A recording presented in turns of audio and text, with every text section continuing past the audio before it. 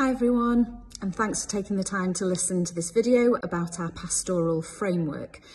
After the last focus meeting and subsequent leaders meetings, we agreed that it would be good to communicate with everyone the thoughts and prayers behind the way that we look after each other at West Street. Graham and Tim have presented this to the church in a service back in March, but like most things, this may take time for people to get used to. So we see the pastoral care model working in concentric circles, and this is a simplified version. Our first port of call for pastoral care is surely our friends and family. When we're vulnerable and hurting, these are the people we have formed relationships with and can trust to support us through the most difficult stages of life. The church provides another layer of care through life groups.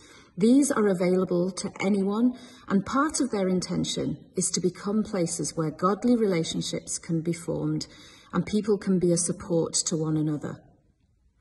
Ministry groups such as the worship team, Fusion, the maintenance team, Friendship Hub are other places where people are cared for.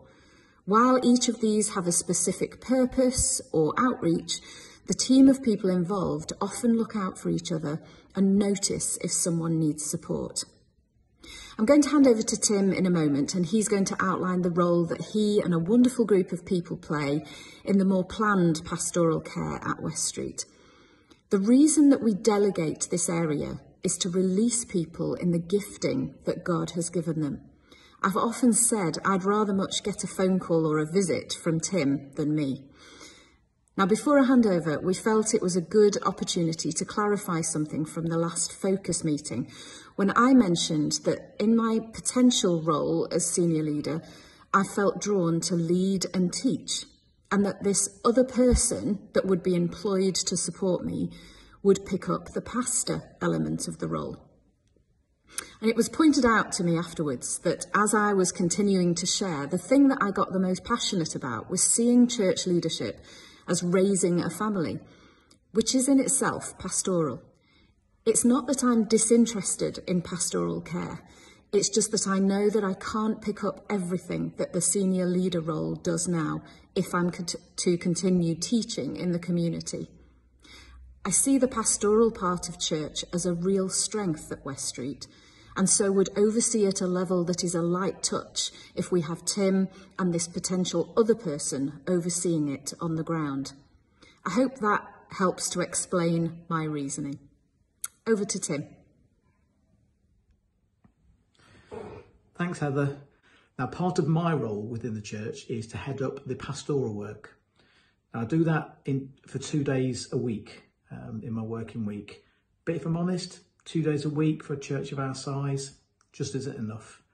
So Graham and I have met over these last, quite a few months now, and we've discussed a lot, we've prayed a lot about how to make sure things work better than they are already, and that ensuring that nobody gets missed and nobody feels like they're not being cared for. That's the last thing we'd want.